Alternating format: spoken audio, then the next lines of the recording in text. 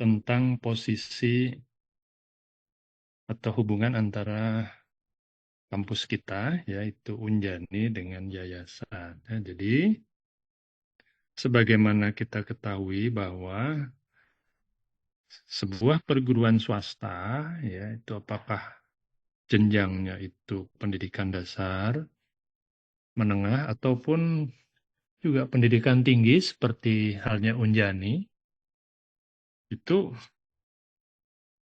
diselenggarakan oleh badan penyelenggara yang berbentuk yayasan, ya, begitu. Nah, Unjani itu dimiliki oleh Yayasan Kartika Eka Paksi. Ya, Yayasan Kartika Eka Paksi itu adalah yayasan yang didirikan oleh TNI Angkatan Darat, ya, dengan visi dan misi itu ya bisa dilihat lah ya nanti di website kalau mau, tapi saya ringkas saja bahwa intinya Yayasan Kartika Eka Paksi ini tugasnya adalah mendukung pemenuhan atau mendukung upaya pimpinan Angkatan Darat untuk meningkatkan kesejahteraan anggota, termasuk keluarganya. Awalnya seperti itu ya. Nah, salah satu pertimbangannya adalah tentu kalau lihat dari penilaian ideal, maka kesejahteraan anggota TNI Angkatan Darat itu secara umum belum seperti yang diharapkan ya. Namun kalau mengandalkan kepada apa namanya pembiayaan dari negara, tentu itu tidak akan bisa terpenuhi seutuhnya ya. Jadi kalau bicara kesejahteraan itu tentu kaitannya adalah dengan apa juga misalnya bagaimana perumahan prajurit ya, atau juga pendidikan putra putrinya dan seterusnya. Kaitannya dengan itu, maka yayasan mendirikan lembaga pendidikan beberapa ya gitu. Salah satunya itu adalah Universitas Jenderal Ahmad Yani di Cimahi, ya. Dan tentu nanti kita akan lihat perkembangan uh, Unjani dimulai dari awal ya, dari berdirinya hingga saat ini. Nah, mungkin ada baiknya diketahui dulu sekilas tentang yayasan. Yayasan itu kalau dilihat dalam konteks apa namanya hierarki kepemimpinan itu ada tiga yang utama ya, yaitu ada pembina, pengawas, dan pengurus ya. Pembina ini tujuannya adalah memberikan arahan gitu ya, panduan, lalu pengurus ini melaksanakan, menjalankan. Dan dalam prosesnya nanti diawasi oleh pengawas. Nah, bertindak sebagai pembina adalah ex officio itu selalu Kepala Staf TNI Angkatan Darat. Ya. Dan pengawasnya itu Inspektur Jenderal Angkatan Darat. Nah, pengurus ini ya punya susunan organisasi sendiri. Ini slide yang lain saya lewat saja langsung ke slide 6. Nah, seperti ini ya gitu. Jadi ada ketua pengurus ya, ada wakil ketua, kemudian ini sekretaris ya harusnya ya, dan bendahara. Nah, sebenarnya yang disebut pengurus itu yang ini ke atas nih. Ya, yaitu ketua, wakil, sekretaris, dan bendahara. Yang bawah ini adalah pelaksana kegiatan. Teknis ya. Ada SPI, ada bidik. Nah, bidik ini adalah bidang pendidikan. Nah, Unjani itu dibina oleh Kepala Bidang Pendidikan Yayasan Kartika Eka Paksi. Yang lainnya mungkin saya tidak usah bahas ya. Nah, ini lihat di sini ada BPH, Badan Pengawas Harian, ya, tugasnya mengawasi lembaga pendidikan ya. Dan ini bukan hanya di Unjani ya, gitu. Di sejumlah perguruan tinggi juga ada BPH yang fungsinya memang menjadi wakil yayasan ya, di universitas yang bersangkutan. Ini Lemdik, ini RSGMP, ini Rumah Sakit Gigi dan Mulut Pendidikan ya, di jalannya saya lupa apa ya, di Pasar Antas tuh kalau di Cimahi ya gitu. Nah itu ya, ini sekilas tentang eh, Badan Penyelenggara Pendidikan, yaitu Yayasan Kartika Eka Paksi. Nah, lalu kita lanjutkan dengan Unjani ya. Ini saya minta maaf, habis ini slide-nya kurang baik warnanya ya, seperti ini. Tapi kalau di layar laptop ini nggak jelas, cuma kalau di layar HP atau di PowerPoint di InFocus kurang jelas ya. Jadi sebenarnya sejarah Unjani itu diawali dengan berdirinya ATA ya, Akademi Teknik Jenderal Ahmad Yani ya. Ini ATA ya, jadi bukan YouTuber itu ya. Ini di singkatan ATA itu kepanjangannya adalah Akademi Teknik Jenderal Ahmad Yani itu ya. Tahun 74 ya ini, wah saya masih SD ini. ATA ini diinisiasi oleh Angkatan Darat karena melihat putra-putri keluarga besar Angkatan Darat itu ini ya tidak mendapatkan kesempatan.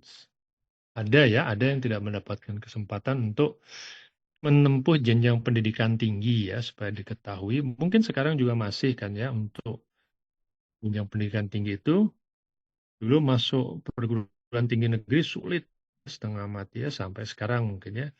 Untuk sekolah di perguruan tinggi swasta biayanya relatif mahal ya. Jadi kedinasan ada dulu Akabri dan lain sebagainya, tapi kan seleksinya juga tidak main-main ya gitu. Jadi intinya ada putra-putri warga besar Angkatan Darat yang ya harus diperhatikan agar mendapatkan pendidikan tinggi yang layak. Nah, oleh karena itu di Cimahi didirikan ATA dengan program studinya dua, yaitu mesin dan elektro.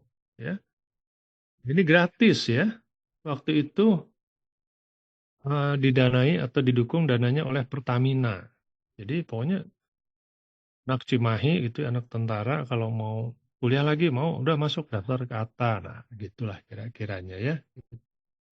Nah, untuk proses akademiknya, pembelajarannya itu dibina oleh ITB ya, itu sebagai perguruan tinggi pembina. Tetapi dalam perkembangannya terjadi kevakuman antara 76 sampai 78 ya. Ya, ini tidak lepas dari kemelut yang ada di Pertamina sendiri, yaitu adanya kasus korupsi ya, sehingga pendanaannya menjadi tersendat. Itu yang pertama. Kemudian yang kedua, pada masa-masa itu ya, 75 belum, tapi 76 sampai 78 itu sedang kritisnya ada perang di Timur Timur ya, gitu. Jadi Cimahi sebagai basis pendidikan Angkatan Darat itu sibuk semua. Wah, itu mau menyiapkan apa namanya prajurit untuk berperang di Timur Timur dan setelah itu juga menerima ini ya apa warga Timur Timur yang datang dilatih di Cimahi itu ya gitu. Saya ingat waktu itu ya tahun-tahun itu ya gitu. Jadi kegiatan ATA terhenti untuk sementara. Baru tahun 79 menerima mahasiswa baru lagi. Tapi sekarang terbuka ya. Jadi bukan hanya putra-putri Angkatan Darat, tapi juga apa namanya masyarakat umum ya gitu. Tapi sekarang tidak gratis gitu ya. Harus bayar ya. Di Cimahi itu di Pusdikjas ya itu. Kemudian di Sekolah Dasar Widiawan sekarang ini namanya SD Kartika ya, Taman Kartini Cimahi ini sampai tahun 84. Kemudian ingat saya tuh 85 sekian itu sempat pindah ke Bandung ya gitu ke Jalan Halmahera itu ya. Dan kemudian tahun 87, oh ya saya lupa ya. Di dalam perkembangan tadi mulai 79 itu program studinya tambah, ada teknik kimia di situ ya gitu. Jadi bukan hanya elektro, mesin tapi ada teknik kimia. Nah, kemudian tahun 87 ATA ini berubah stratanya menjadi sekolah tinggi. Jadi lulusannya itu S1. Kalau tadi kan setara D3 ya, diploma. Jadi itu tahun 87 ya, gitu. Tuangkan dalam SK Kementerian Pendidikan Kebudayaan ya, 1 Agustus 1987 ya. Namanya disingkat menjadi STTA ya, itu Sekolah Tinggi Teknologi Jenderal Ahmad Yani ya.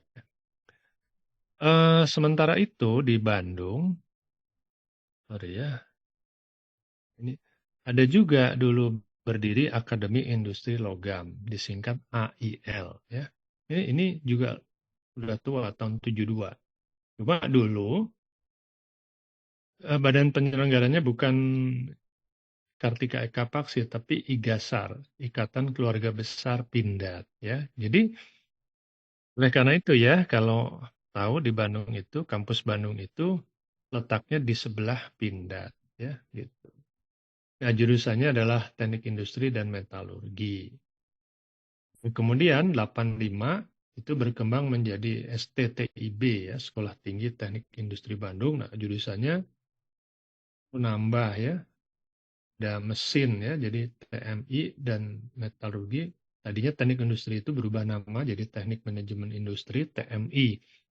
Waktu itu lagi tren-trennya itu seperti itu ya, seperti sekarang tuh ada skala manajemen sekarang ingin pisah sendiri, bukan bagian dari teknik industri atau ekonomi ya gitu. Sekolah bisnis manajemen gitu kan kalau sekarang. Nah ini tambah teknik mesin ya gitu tahun 87 ya. Kemudian bersamaan dengan itu juga STTB pengelolaannya diserahkan dari IGASAR Pindad ke Kartika Eka Paksi. Jadi pada tahun 87 itu berarti Yayasan Kartika Eka Paksi punya 2 sekolah tinggi. Satu di Cimahi, yang di Jawa Barat ya. Satu di Cimahi, yaitu STTA. Satu di Bandung, yaitu STTIB. Selain itu juga ternyata ada lagi. Nah ini ya. Di 87 itu berdiri juga. Akhirnya dibentuk lagi. Sekolah Tinggi Ilmu Ekonomi Ahmad Yani, STIA. Dan Sekolah Tinggi Matematik Ilmu Pengetahuan Alam STMIPA. Ini tahun 87 juga. Jadi nambah lagi. Ada ada 4 berarti gitu ya. Ada STTA, TTIB, STIEA dan STMIPA. Nah, untuk lebih mengefektifkan pengelolaan, maka ya pada tahun 1990 TTA yang di Cimahi semua itu ya, STIEA ini STMIPA itu bergabung atau digabungkan menjadi Unjani. Yang Bandung belum ya, yang Bandung STTB belum, pada tahun 90 belum bergabung. Baru pada tahun 1992 STTIB itu diintegrasikan dengan Unjani ya. Jadi waktu itu STTIB di Bandung itu berubah menjadi Fakultas Teknik Kampus Bandung namanya ya. Gitu. Jadi Fakultas Teknik itu besar, punya 2 kampus di Cimahi dan di Bandung. Jadi dulu teknik itu di era 90-an berjaya sekali ya. Kelasnya pun yang paralel banyak ya. Elektro 6 kelas gitu ya. Teknik industri juga, mesin, metalurgi, teknik kimia ya banyak tapi tidak pernah seperti itu. Paling 2 kelas gitu ya, sipil juga. Tapi secara umum waktu itu teknik itu ya sedang di puncak kejayaannya ya. Dan bersamaan dengan itu juga di tahun 92 itu Unjani mulai mendirikan fakultas kedokteran ya gitu. Itu kemudian yang beralih perubahannya atau lokomotifnya karena ternyata peminat kedokteran itu cukup banyak dan juga apa namanya karena daya tarik itu dan memang programnya itu membutuhkan pendanaan yang besar maka ya dengan demikian dana yang dikelola karena adanya fakultas kedokteran itu menjadi besar bahkan mengimbangi dan lama kelamaan itu melebihi fakultas teknik. Dan setelah reformasi, fakultas teknik itu sempat mengalami penurunan ya karena ya sejumlah faktor lah ya. Sejumlah faktor ditambah lagi kalau era sekarang ini orang selalu menganggap bahwa ya kalau bicara wah masuk jurusan atau prodi di teknik itu sulit, pusing dan seterusnya gitu ya. Sehingga ya calon mahasiswa itu ragu-ragu gitu ya. Kalau yang serius sungguh-sungguh berketetapan hati ya dia mengejar itu kan perguruan tinggi yang apa yang sudah lebih tua ya, misalnya ITB, tapi kan tidak semua bisa ke sana. Nah, sisanya kemana ya gitu. Itu yang menjadi pertanyaan karena ternyata menurut lembaga pelayanan di itu memang saintek itu termasuk teknik itu memang mengalami penurunan animo atau peminatan ya gitu. Nah, jadi makanya ini kelas ini pesertanya ya sudah masuk jangan mengendorkan semangat dan apa namanya usaha atau ikhtiarnya ya. Jangan dengarkan atau jangan hiraukan pernyataan-pernyataan bahwa sulit dan lain sebagainya ya. Semua tidak ada yang sulit kalau kita sungguh-sungguh dan kita berani menjalaninya ya gitu. Ya kan faktanya adalah lebih banyak jauh yang selesai yang lulus daripada yang gagal. Dan yang gagal itu biasanya bukan karena masalah akademik ya, biasanya persoalan lain ya, persoalan keluarga dan lain sebagainya. Gitu ya. Nah, jadi Yani secara resmi itu namanya baru berdiri 20 Mei 90 ya, tetapi kalau dari cikal bakalnya itu sudah sejak tahun 70-an ya, 73, 75 tadi ya gitu. Nah, ini pengembangan selanjutnya saya kira tidak usah ya. Nah, ada tambah lagi gigi dan kemudian Stikes tadinya ada Sekolah Tinggi Ilmu Kesehatan bergabung menjadi Fitkes ya. Sebenarnya Stikes di Cimahi itu tadinya adalah akademik apa ya akademi kesehatan apa ya namanya lupa saya namanya. Jadi di bawah Unjani juga tapi kemudian berpisah dan berkembang menjadi Stikes gitu ya. Tapi kemudian sekarang bergabung lagi menjadi Fakultas Ilmu Kesehatan. Dan jangan lupa di Jogja itu juga ada Unjani Jogja, tetapi itu adalah perguruan tinggi yang terpisah dengan manajemen atau rektor yang kepengurusannya juga berbeda. Artinya tidak di bawah Unjani Cimahi. Nah itu ya sejarahnya. Kemudian tentang Jenderal Ahmad Yani sendiri profilnya. Nah ini sebenarnya bisa dibaca di ini ya, ada tautannya gitu di sini nih. Nanti saya pindah screen dulu ya. Iklan. Nah, ini ya Jenderal Ahmad Yani itu lahir tahun 43, 1943. Salah ini ya. Eh, Ini 43 itu karirnya ya, karirnya, lahirnya di sini. Jadi ini confuse ya, bisa membuat salah ini. Jadi ini karir militer beliau dimulai dari 43 di masa era penjajahan Jepang itu ya, sebagaimana pemuda-pemuda lainnya itu menjadi pemuda pembela tanah air ya, gitu. Ya, karirnya ya. Ini pendidikan yang dilalui ya, wah saya juga nggak ngerti ini bacanya gimana ya. HIS Holland Inland School, mungkin setingkat SD, tapi SD zaman Belanda beda katanya ya. Midway itu, aduh susah ya. Pokoknya ini AMS ini kalau nggak salah ini SMP, kemudian Argumente Middelbare School ini katanya setingkat SMA. Itulah kira-kira ya. Jadi apa? Kalau di masa yang lalu sudah bisa sampai SMA itu udah nggak main-main itu ya, gitu. Karena dulu sarjana itu wah sedikit sekali ya SMA, apalagi SMA itu juga begitu ya gitu. Jadi dulu rata-rata orang tuh dapat sekolah SD atau HIS itu aja udah hebat gitu ya. Nah ini beliau ternyata lebih dari itu. Kemudian Masuk Dinas Topografi Militer Malang, ya, pendidikan HEHO, terus pembela tanah air. Nah, ini pembentukan tentaranya, ya, artinya dasar-dasar kemiliterannya. Kalau yang ini Command and General Staff ini adalah pendidikan lanjut setelah menjadi perwira, ya. Kalau di Indonesia tuh Sesko, ya, Sekolah Staf dan Komando, ya. Beliau Seskonya di Amerika. Kemudian Special Warfare Course. Jadi ini mungkin kursus, ya, kursus perang perang khusus, misalnya anti gerilya atau perang kota dan sebagainya. Nah, itu karir dan pendidikan. Nah, ini kalau mau dibaca, ya, detailnya, ya. Nah, itu kan, ya, HIS tingkat sekolah dasar di Bogor. Selesai 35, ya. Nanti boleh dibaca, ya, lebih detail. Ini saya singkat.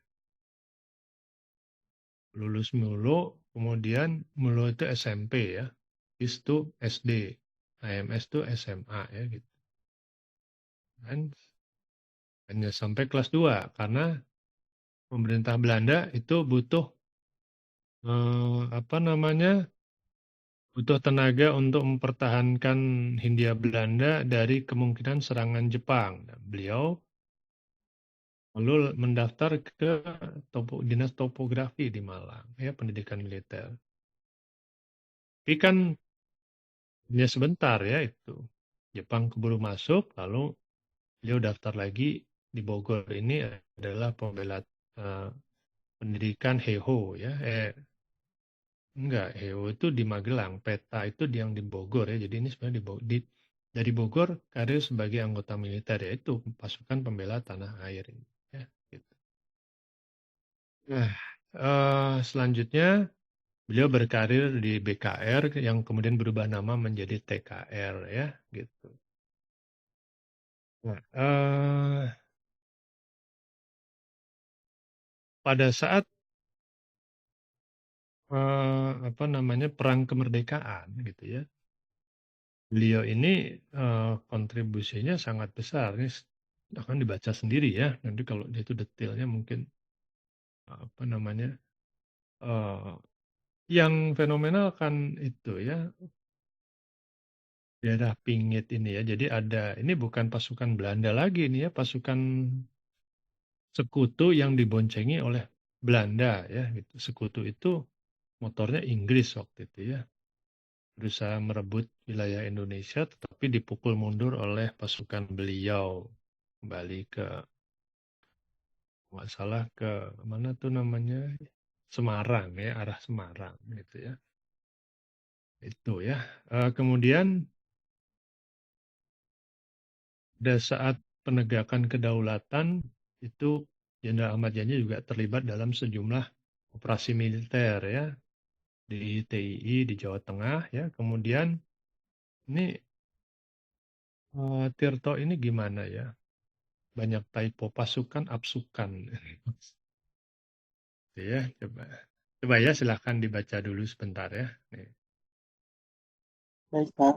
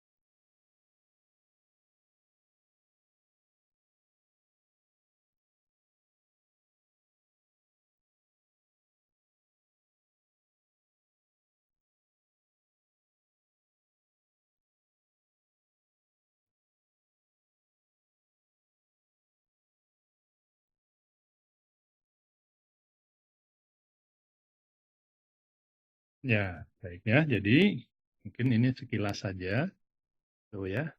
Nah, penugasan yang cukup dinilai berhasil itu yang bawah ini ya. Itu pada saat Indonesia itu menghadapi pemberontakan PRRI ya di Sumatera ya. Dan beliau ditugaskan untuk menjadi pemimpin operasi yang namanya operasi 17 Agustus, operasi militer ya, bukan operasi yang di rumah sakit. Jadi kalau tentara itu menjalankan tugas, kegiatan, program misalnya, program untuk menghadapi musuh atau pemberontak itu namanya operasi ya kegiatannya ya. Gitu. Jadi tugas itu berhasil dijalankan dengan baik ya, gitu. Sehingga membuat karir beliau itu menanjak dengan cepat ya, dipromosikan menjadi wakil kepala.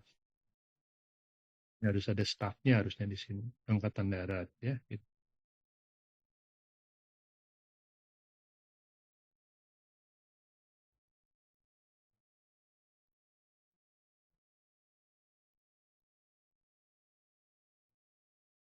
Jadi,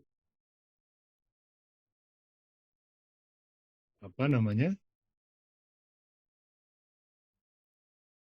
Dilihat dari riwayat penugasannya, memang beliau itu terlihat selalu bisa menjalankan tugas yang diberikan kepadanya dengan baik ya. Gitu.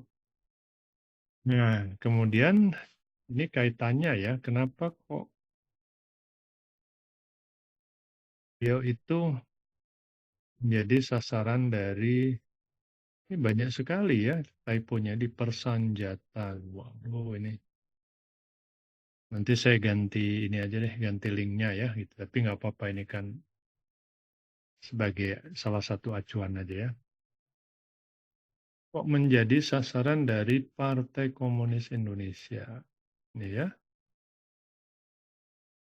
karena nanti boleh dibaca ya atau dicari rujukannya banyak. Pada waktu itu Bung Karno itu hmm, menggagaskan yang namanya Nasakom ya, gitu. Jadi pilar dari negara ini ada tiga kata beliau itu ya, nasionalis, agama, dan komunisme. Begitu ya. Nah, kemudian dari hak komunis itu, ya dalam hal ini Partai Komunis itu punya gagasan ingin mendirikan angkatan kelima. Dulu angkatan kelima, angkatan bersenjata kan hanya tiga. Nah, supaya diketahui di masa yang lalu, empat angkatan itu terdiri dari darat, laut, udara, dan polisi. Jadi polisi itu masuk. Ya. Makanya dulu bukan TNI, tapi Angkatan Bersenjata Republik Indonesia. Jadi eh, institusi yang menggunakan senjata dalam tugasnya itu dimasukkan dalam atau sebagian dari Angkatan Bersenjata Republik Indonesia. Empatnya, tetapi mengusulkan ada satu lagi angkatan kelima, ya, yaitu buruh dan tani yang dipersenjatai. Dan gagasan ini ditentang dengan keras oleh Angkatan Darat, ya, karena sudah memiliki dugaan, ya, berdasarkan informasi bahwa itu adalah rencana terselubung untuk mempersiapkan kekuatan bersenjata, ya, yang nanti ditujukan untuk merebut kekuasaan. Tuh, ya, jadi ya pada akhirnya nanti bukan Nasakom lagi ya, tapi cuma Kom aja gitu yang mendominasi kehidupan bernegara dan ini nanti tentu akan bertentangan dengan Undang-Undang Dasar 45 dan Pancasila ya. Pancasila itu no, kan kita ingat ya semester yang lalu ya sila pertama itu ketuhanan yang Maha Esa. Salah satu implementasinya Ya, harus menganut atau memeluk agama yang diakui, atau kepercayaan. Sekarang ada ya kepercayaan itu agama-agama lokal. Nah, tetapi PKI itu tidak mengenal konsep Tuhan dan agama, gitu ya. Jadi gimana itu ya? Nah, jadi itu ya. Jadi pada masa itu terjadi apa namanya itu situasi politik yang cukup panas begitu. Sementara di lain sisi ya kehidupan sosial ekonomi juga merosot, gitu ya. Tunjangan itu terasa jauh sekali, kebutuhan bahan pokok itu tinggi sekali dan sulit juga dicarinya ya bahan-bahan pokok itu misalnya beras, minyak, gula, kopi gitu ya. Nah, itu ya. Hmm, Singkat cerita kan mungkin juga kalian pernah nonton filmnya, dengar cerita atau apa namanya dari bahan pelajaran sebelumnya ya, meletuslah pemberontakan G30 PKI dan beliau menjadi salah satu korbannya gitu ya. Ya, eh itu ya ini bisa menjadi pelajaran buat kita semua gitu ya.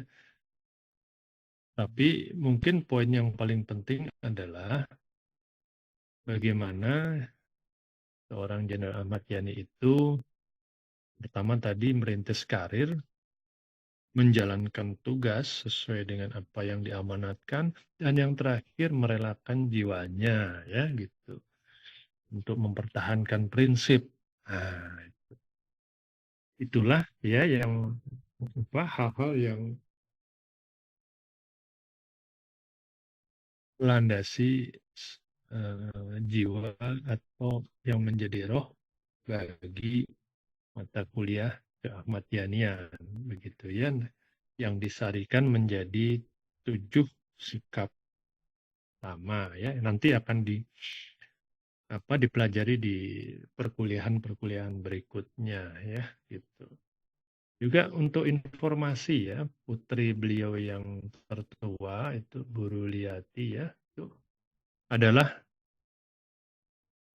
salah seorang atau menjadi dosen Unjani juga ya beliau di Fakultas Psikologi dan pernah menjadi dekan Uruli itu.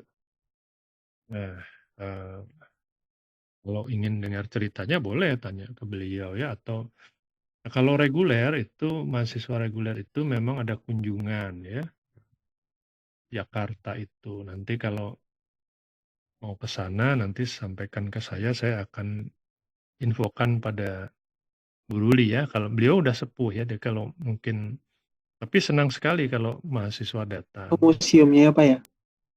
Ya di Smithaloka. sana ya di Metaloka tuh di Jalan Lembang ya itu. Tapi kalau misalnya beliau berhalangan nanti ada Pak Untung namanya ya adiknya. Setiap kegiatan Unjani pasti keluarga almarhum Jenderal Ahmad Yani itu kami undang ya gitu. Hadir ya.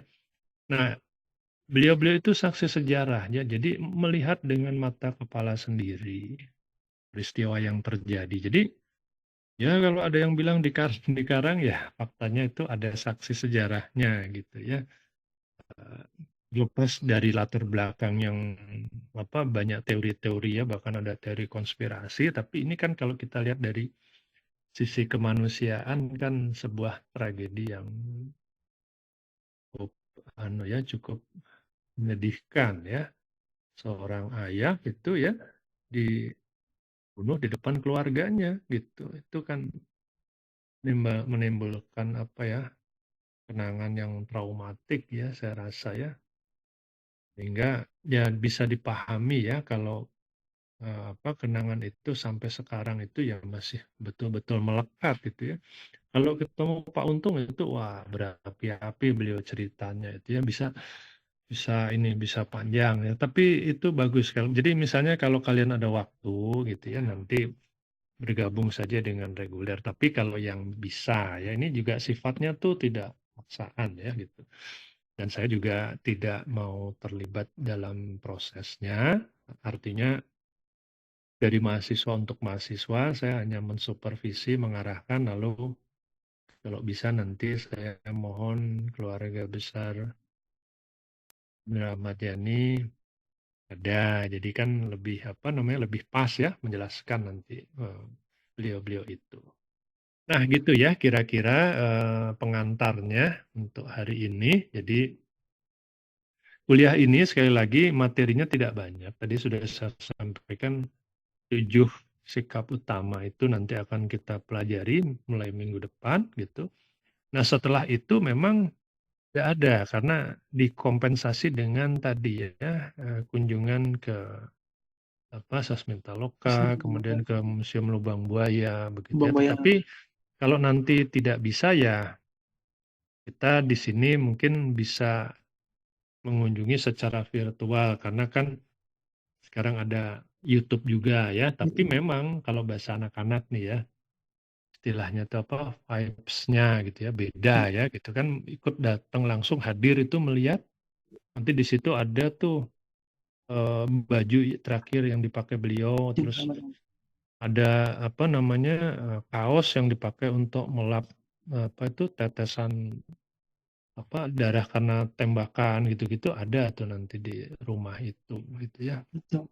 Nah gitu tapi ini nggak apa-apa apa namanya yang penting tuh kita bisa nanti apa ya menghayati gitu ya nilai-nilai yang diwarisi oleh beliau dan juga memahami juga betapa pengorbanan itu tidak mudah tapi karena keteguhannya maka risiko itu diambil oleh beliau ya.